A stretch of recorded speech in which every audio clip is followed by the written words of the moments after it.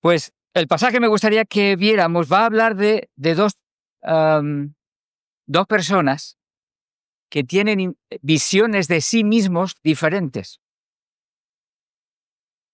Dos personas que son como contrastes, la una de la otra. Se miran de manera diferente y por lo tanto van a tener vidas distintas, van a tener frutos distintas en sus propias vidas, ¿no? Y la pregunta que me gustaría hacer también, como sabéis que me gusta, ¿cuál es la visión que tienes tú de ti mismo?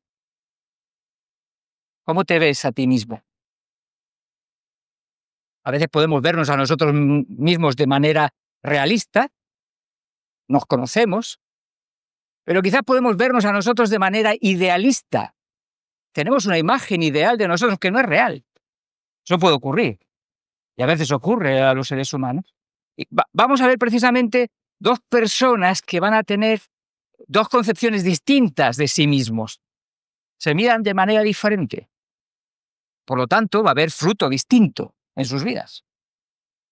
Y me gustaría que el Señor usara también su palabra en esta mañana para seguir ayudándonos, para hablarnos a cada uno de nosotros. Aquellos que nos acompañáis, que nos visitáis, como aquellos que formamos parte de esta congregación. Antes, permitidme que oremos y pidamos al Señor que nos ayude. Señor, queremos darte gracias por tu palabra y gracias por la oportunidad de abrirla. Gracias por tener este tesoro en nuestras manos. Gracias por la oportunidad de poder, Señor, extraer, conocer todo ese tesoro que destila tu palabra, Señor, para nuestras vidas. Queremos rogarte que tú nos ayudes en esta mañana. Señor, ayúdame. Dame de tu gracia, de tu favor. Habla por mi boca. Señor, llévate la gloria en medio de este tiempo. Bendice a cada uno de los que estamos aquí en esta mañana por tu palabra y para tu gloria. En el nombre de Jesús. Amén. El pasaje que me gustaría que viéramos en esta mañana y que me gustaría que abrierais en vuestras Biblias es capítulo 7 de Lucas, a partir del verso 36 hasta el 50, es el que vamos a estar meditando brevemente. Este pasaje está precedido por las tensiones que en muchos momentos vemos entre Jesús y los fariseos, Jesús y los escribas, los saduceos, los sacerdotes de Israel. Toda esa tensión que hay con los religiosos, líderes religiosos de Israel, está precedido por eso. Ellos han estado, si leemos los versículos anteriores, especialmente desde el 31 hasta el 35, vemos como ha habido una tensión entre aquellos que están recibiendo, o mejor dicho, aquellos que están aceptando y siguiendo a Jesús, como aquellos otros que están rechazando a Jesús, pero no solo a Jesús, también a Juan el Bautista, que era otro que había sido enviado por Dios para hablar también a Israel y para llamar a Israel al arrepentimiento, pero no han hecho caso, han dejado de tener en cuenta los consejos de Dios y todo aquello que evidentemente Dios ha hecho para poder dirigir, guiar y ayudar a Israel. Si vemos el versículo 30 en el capítulo 7, mas los fariseos y los intérpretes de la ley desecharon los designios de Dios respecto de sí mismos, no siendo bautizados por Juan. Rechazaban el mensaje de Jesús, de Juan, el llamado al arrepentimiento para buscar de nuevo a Dios y vivir una vida para Él, pero no solo a Juan. Han rechazado a Jesús, es lo que va a decir los siguientes versículos que tenemos adelante. Dijo el 31, y dijo el Señor, ¿a qué pues compararé los hombres de esta generación?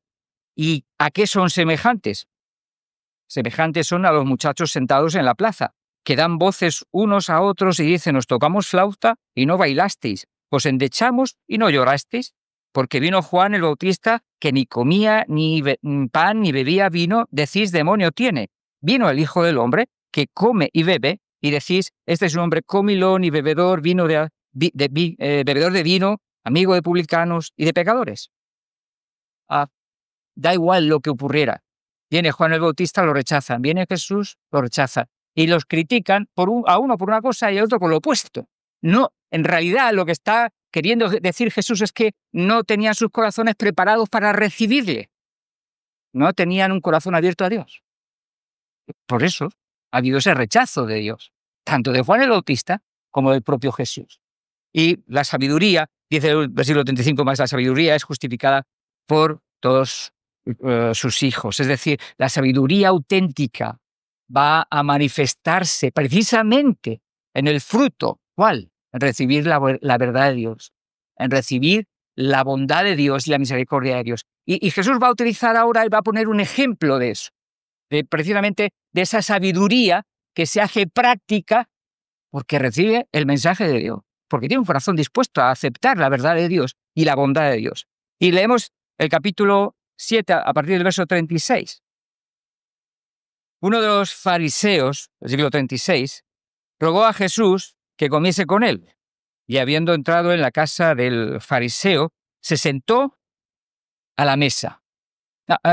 Un fariseo es uno de estos que forma parte de ese grupo religioso de Israel que está teniendo una tensión con Jesús, porque evidentemente Jesús está siendo un rival y en muchos momentos Jesús está acusando su propia religiosidad y está demostrándoles que al final realmente no conocen a Dios, sino simplemente están siguiendo una religión. Y eso es lo que está ocurriendo. Uno de esos fariseos invita a Jesús, posiblemente por curiosidad, y muy seguramente por seguridad, por curiosidad, por lo que vamos a ver a continuación. Este hombre se acerca a Jesús, le invita, y luego más adelante incluso vamos a ver algunas de sus reflexiones y algunas, evidentemente, de sus frutos también como vida. Pero nos encontramos que quiere saber un poquito más de él. Lo invita, ¿no? Jesús va, se sienta. Sabéis que en aquel entonces no tenían mesa, ¿verdad? Y sillas como tenemos hoy en día. Lo que tenían era una serie en el propio suelo, una serie de cojines, se sentaban encima, se tumbaban, ¿no? Y entonces están estirados alrededor de una mesa baja, que sí era donde estaba la comida. Uno de los personajes de esta parábola es Simón, el fariseo. Este va a ser uno de ellos. El otro va a ser la mujer que vemos a continuación, a partir del verso 37.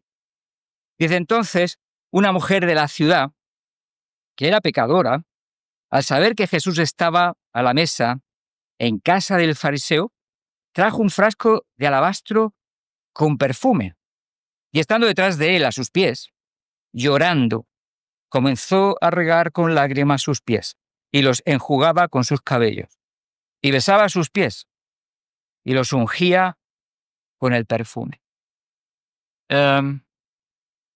Esta mujer es el contraste de Simón el fariseo, es lo opuesto. Hay algo en esta mujer. Una mujer, dice el texto, era pecadora. La mayoría de los eruditos piensan que tiene que ver con que era una mujer, una prostituta, que había estado viviendo una vida alejada y que por su condición, por su propio pecado, era una mujer señalada. Era una apestada de la sociedad. Y bueno, Jesús también le acusan precisamente de relacionarse y de estar al lado de ¿quiénes? De publicanos y pecadores, de la gente apestada de la sociedad. La gente apestada de la sociedad es la que se acerca a él, porque los de buena reputación no querían saber nada de él. Y eso es lo que estaba ocurriendo. Y eso es lo que está ocurriendo en este pasaje. Se ve quiénes realmente están acercándose con un corazón dispuesto, humilde, deseoso de Dios, y quién simplemente quiere saber más acerca de este tal Jesús del que tanto se habla, a ver si es verdad lo que es y lo que dice. Y nos encontramos en esa realidad. Esta mujer que seguro ha escuchado de Jesús, seguro ha escuchado posiblemente a Jesús también hablar de la misericordia, la bondad de Dios, del amor, del perdón de Dios. Ha estado recibiendo lo que Jesús ha estado diciendo y ahora va y se acerca a donde está Jesús. Necesita buscar a Jesús. Necesita estar al lado suyo. y va y entra a la casa del fariseo. Algo que parece que era público y que evidentemente Jesús, un personaje público, pues estaba allí con las puertas abiertas, gente entrando. Ella entra sin temor. ¿Cuántos hubieran entrado? Pues fue muy atrevida. Fue una mujer atrevida el hecho de poder dar el paso, de acercarse a donde estaba Jesús rodeado de fariseos y donde seguramente la mirarían de muchas maneras. Pero ella se atreve y va hacia donde está Jesús. Y decide ponerse a sus pies. No dice nada, pero lo que está mostrando y reflejando con su vida es una profunda gratitud, un profundo y genuino amor por Jesús, libre de todas impurezas. No tenemos que ver ahí nada corrompido en lo que está haciendo. Que nuestras mentes humanas podrían pensarlo, pero no, está libre de eso. Eso no es lo que está diciendo el texto. Es todo lo contrario. Y Jesús no va a rechazar las muestras de amor y de gratitud y de afecto que ella está demostrando. No lo va a hacer en ningún caso, todo lo contrario. Y esta mujer va y no para más que, o no hace más que llorar y con sus lágrimas regar los pies de Jesús. Y enjuga sus lágrimas en los pies con su cabello. No solo eso, también encima besa sus pies, unge sus pies con perfume, un perfume que tendría un precio, era algo que había costado un dinero y encima elevado, y estaba dispuesto a volcarlo para aquel a quien amaba. Y nos encontramos una mujer que seguro ha dejado atónitos a todos los que estaban allí. Vamos a ver lo que piensa el fariseo, pero me imagino que quizás aquellos otros que estaban allí alrededor, ¿qué pensarían? ¿Esta mujer qué hace aquí? ¿Cómo es que se atreve a venir aquí en medio nuestra? Y el sinfín de cosas que posiblemente estarían diciendo o pensando, mejor dicho pensando, porque no se dice el texto que dijera nadie nada, ¿no? Pero lo estarían pensando.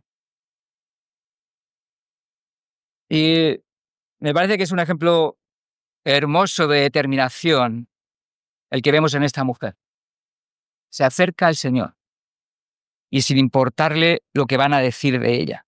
Es curioso. La opinión de los demás no frena su amor por Jesús. ¿Habrá cosas que nosotros dejamos de hacer por la opinión de los demás? Habrá cosas que a veces queremos hacer por amor al Señor y porque el Señor quizás nos pide, pero quizás por lo que puedan pensar los demás dejamos de hacer. Quizá hay cosas así en nuestras vidas. Puede ocurrir. A veces podemos sentir el deseo de dar gracias a Dios y nos sentimos que no vaya a ser lo que piensen los demás o digan que lo he hecho mal, o quizás levantar las manos, o quizás arrodillarte, o quizás llorar. Sientes en ese momento la necesidad de poder mostrar tus lágrimas también y de dar o de expresar ese gozo y ese quizás arrepentimiento también por lo que está ocurriendo en tu vida, por lo que ha ocurrido en tu vida. Y no lo hacemos porque no es el que digan algo de nosotros. Pero creo que hay un ejemplo en esta mujer. Sí, una mujer de muy mala vida. Pero Jesús la va a poner como un ejemplo.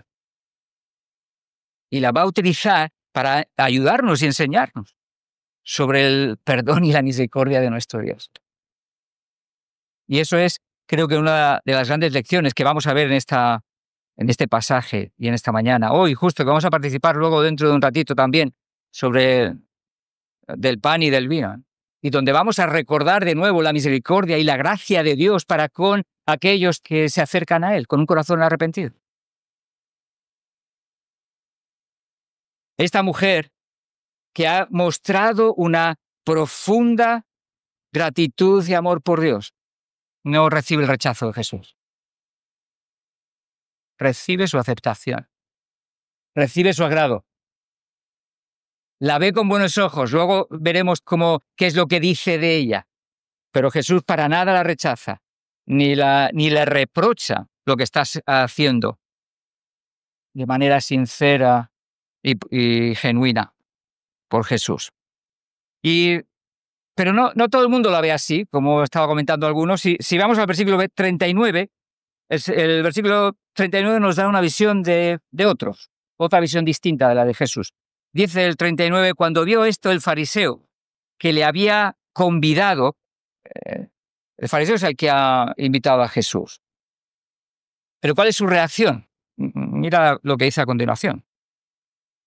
Dijo para sí, el fariseo está pensando dentro de sí. No se atreve a decirlo, los pensamientos, simplemente lo piensa para sí mismo y en sí mismo, dentro de sí mismo piensa, si fuera profeta, conocería quién es y qué clase de mujer es la que le toca, que es pecadora.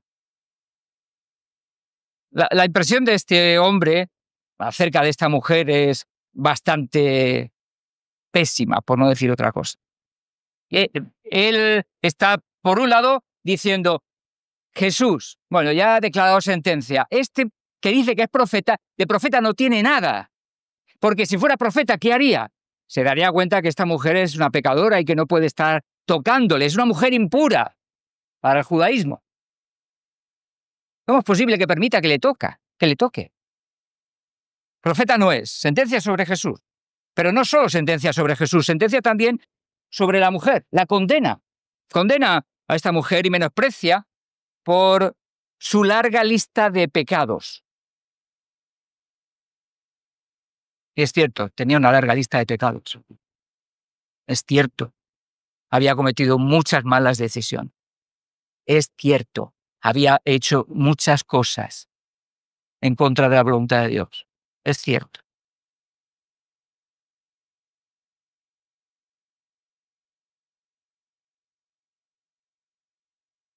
Esta mujer, que evidentemente está sufriendo el menosprecio de parte de el fariseo, no es la primera vez que lo ha sufrido. Yo creo que es una mujer que ya ha sufrido en muchas ocasiones también ese desprecio, rechazo de parte de otros por sus propios pecados. Es cierto, eran sus propios pecados. Y seguramente había sido la comidilla del pueblo. Habría estado en boca de muchos, ¿no? Fulanito, ¿te has enterado de lo que ha hecho tal? Sotanito, tengo que contarte algo. Tú no sabes.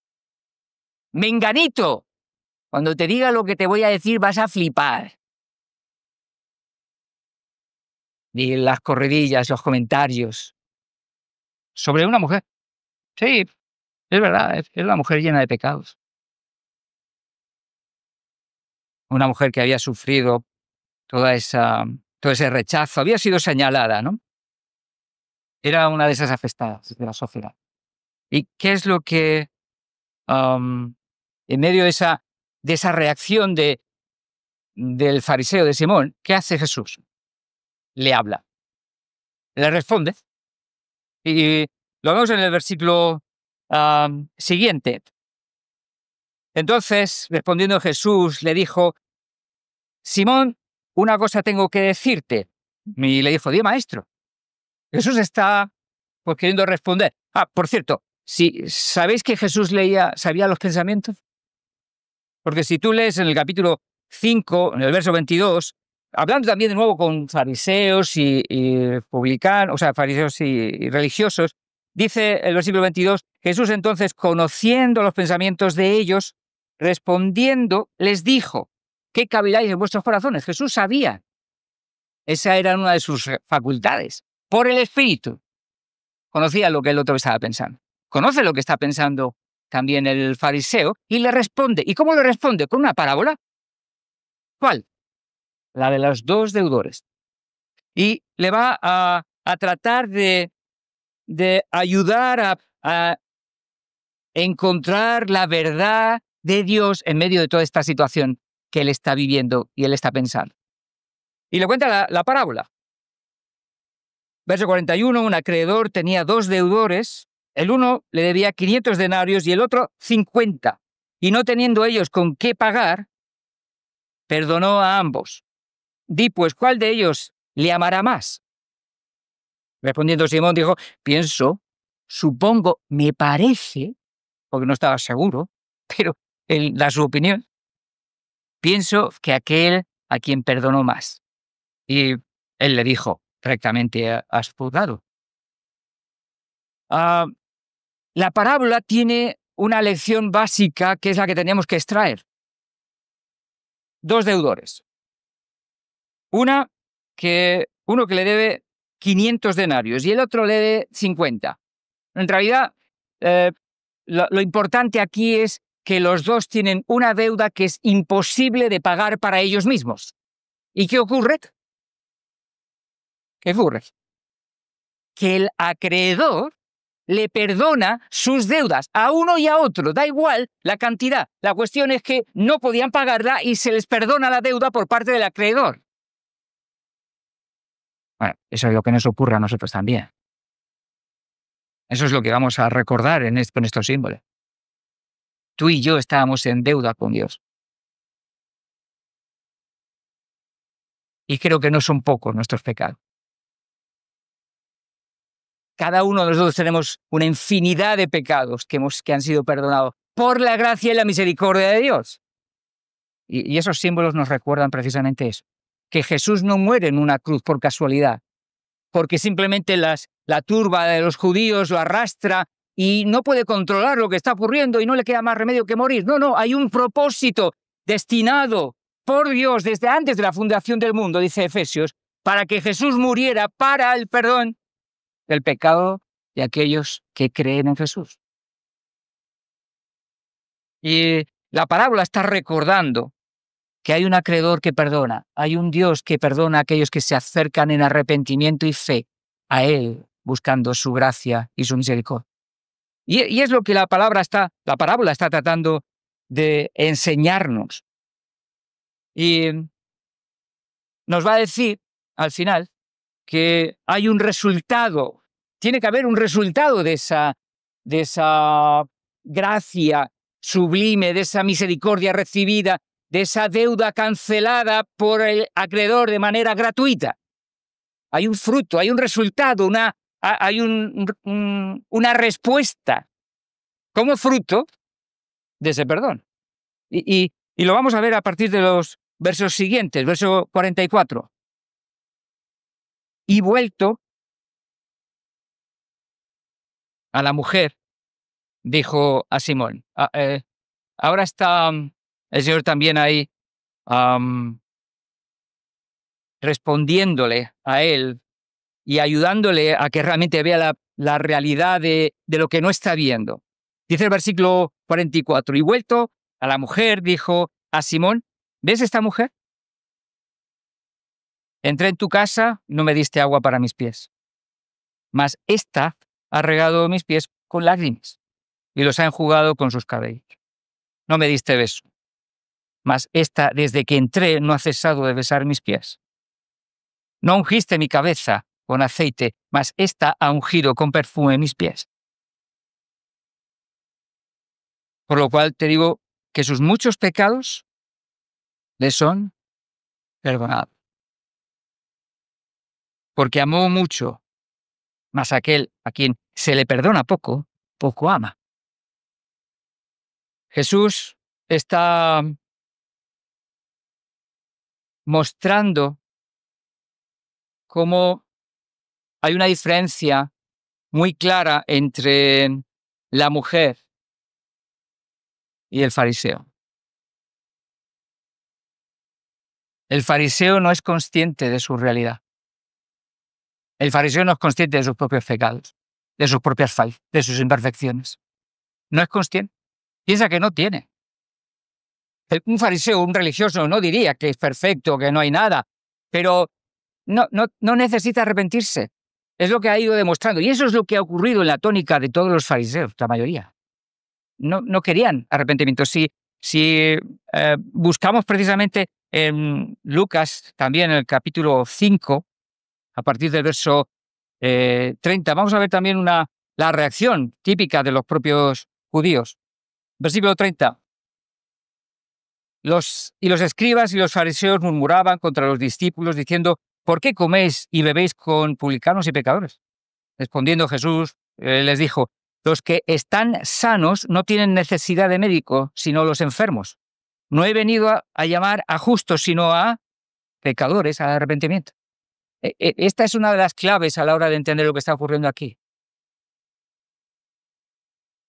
Simón no era consciente de sí mismo, de su propia realidad, de su propio fracaso, de su propia miseria, de su propio pecado. Y Jesús utiliza dos ejemplos, dos ilustraciones: sanos y enfermos, justos y pecadores. ¿Y quiénes son los sanos, según este pasaje? Fariseos, los religiosos, porque pensaban que estaban bien, no necesitaban ayuda, no necesitaban nada, no necesitaban la misericordia, no necesitaban el perdón de Dios. Se sienten sanos. ¿En realidad son sanos? No, no es cierto, es simplemente una imagen que Jesús utiliza, ¿no? Pero no están sanos, necesitan igualmente el médico que les sane. Pero ¿qué es lo que ocurre? Ellos mismos no se dan cuenta, no se ven a sí mismos. ¿Quiénes eran los enfermos?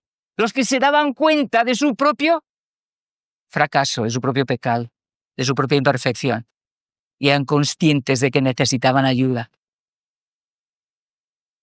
Esos son los pecadores. Los pecadores que sí buscan el arrepentimiento. Los justos no necesitaban arrepentimiento. No necesitaban hacer.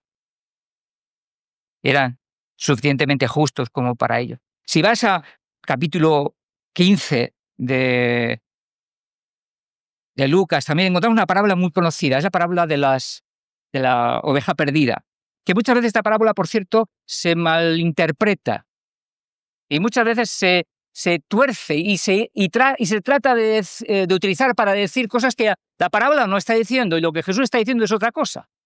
Vale, Jesús está hablando en esta parábola del capítulo 15, versículo 1, está hablando de nuevo con los dos grupos, publicanos y fariseos. Versículo 1. Se acercaban a Jesús todos los publicanos y pecadores para oírle. Son los publicanos, los apestados de la sociedad. ¿Vale? Dice, y los fariseos y los escribas, versículo 2, dice, murmuraban, diciendo: este a los pecadores recibe y con ellos come. Entonces le refirió una parábola. Y es la parábola de la oveja perdida, ¿no?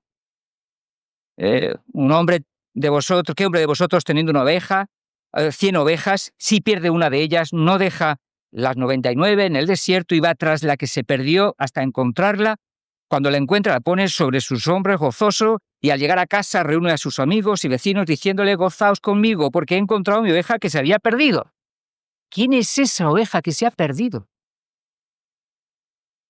Versículo 7. Os digo que habrá más gozo en el cielo por un pecador que se arrepiente. Esa es la oveja perdida. Son aquellos que reconocen sus faltas, su necesidad de Dios, se vuelven a Dios con un corazón sincero en arrepentimiento, buscando el perdón y la misericordia de Dios. Son eso. Esas son las ovejas perdidas. Pero luego hay otras ovejas, o cabritos, que no. Dice el texto: os digo que así habrá más gozo en el cielo por un pecador que se arrepiente que por 99, ¿qué? Justos, que no necesitan de arrepentimiento. No necesitan a Dios. No quieren saber de Dios. Están bien, sus vidas van bien, no les importa. Se sienten sanos, se sienten justos. Y al final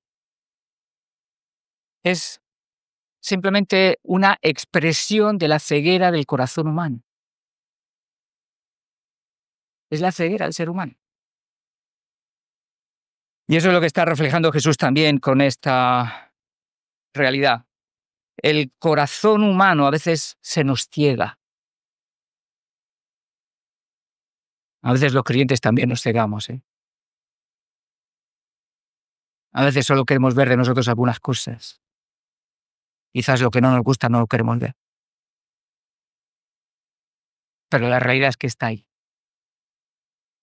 Y la realidad y la necesidad que tenemos es de, Espíritu de Dios, ayúdame a ver. Eso es lo que le dice el salmista en el Salmo 139, ¿os acordáis? Salmo 139 creo que es una de esas expresiones en las que el salmista lo que trata es de pedirle a Dios, Señor, ayúdame a no ser ciego de mí mismo, de mi propia realidad, porque es fácil y el fariseo le era muy fácil, lo demuestra. Él tiene vista para los pecados de quienes, de los demás, pero para los suyos no los tiene.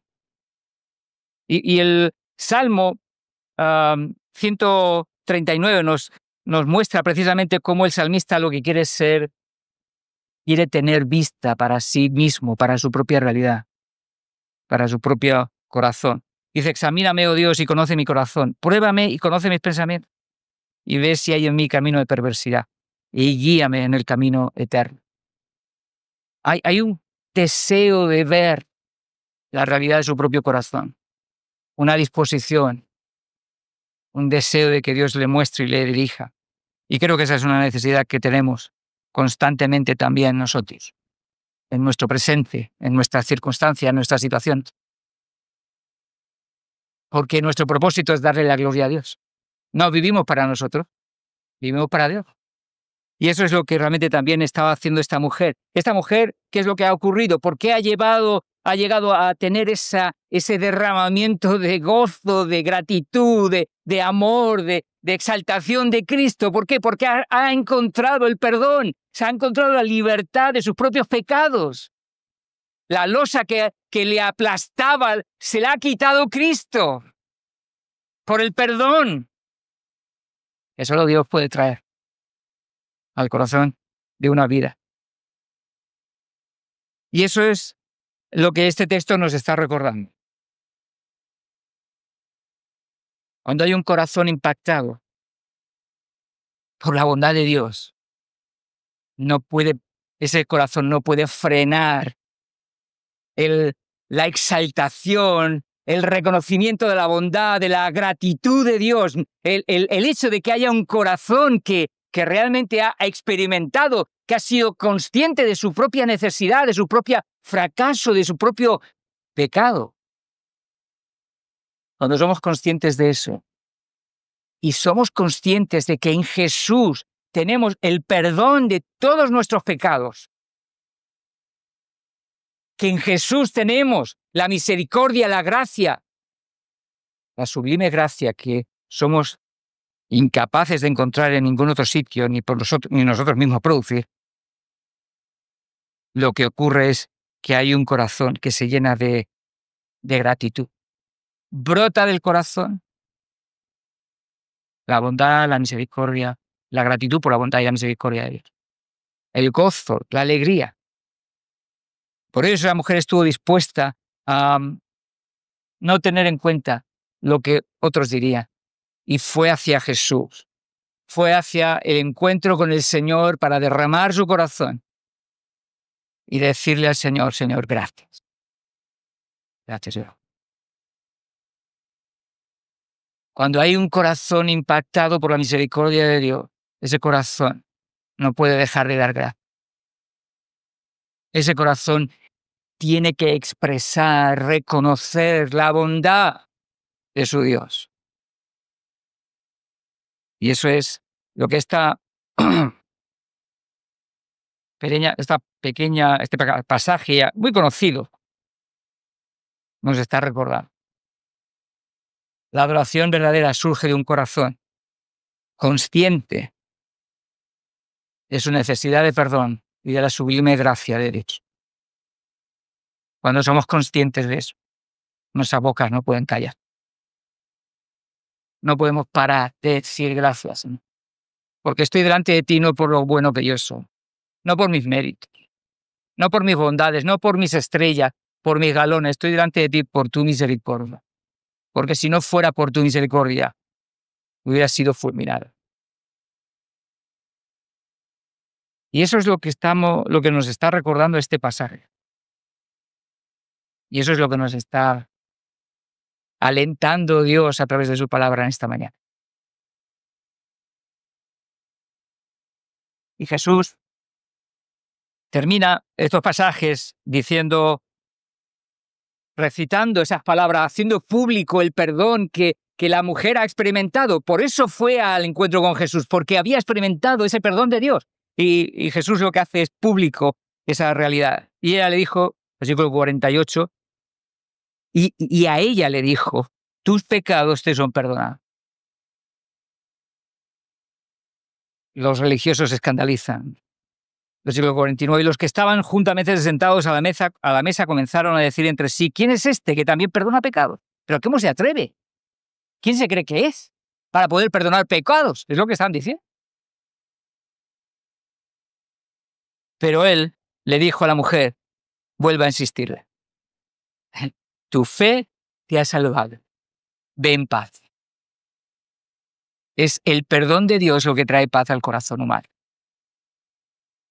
Es Dios la reconciliación con Dios, lo que el ser humano necesitamos. Y eso es lo que trae descanso a nuestras almas. Trae paz y trae esperanza. Porque sabemos también cuál es el propósito que estamos teniendo en esta vida. Estamos aquí de paso, es cierto, pero sabemos a dónde vamos. Y tenemos esperanza. Y eso viene del perdón de nuestro Dios, de la gracia, de la misericordia de nuestro Rey. A Dios sea la gloria. Señor, gracias por tu palabra, que nos confronta tanto con nuestra propia realidad, con nuestros propios corazones, inclinados tantas veces, Señor, a nuestro propio pecado. Señor, gracias por tu palabra. Gracias por esa bendición, Señor, de ver cómo obras de manera increíble en una vida tan destrozada, en una vida tan apaleada, Señor. Vienes y te derramas en gracia sublime y preciosa para bendecir su vida. Señor, gracias porque aquí estamos muchos que hemos recibido y seguimos recibiendo día a día de esa sublime gracia tuya. Señor, gracias por el perdón de nuestros pecados. Gracias por poder, Señor, alabarte y reconocer que tú eres el que nos ha librado de esa losa que nos pesaba y nos sigue pesando en tantos momentos por nuestras propias decisiones. Pero gracias que tú quitas esa losa. Señor, gracias. Gracias por tus misericordias. Señor, exáltate en medio de tu pueblo. En el nombre de Jesús.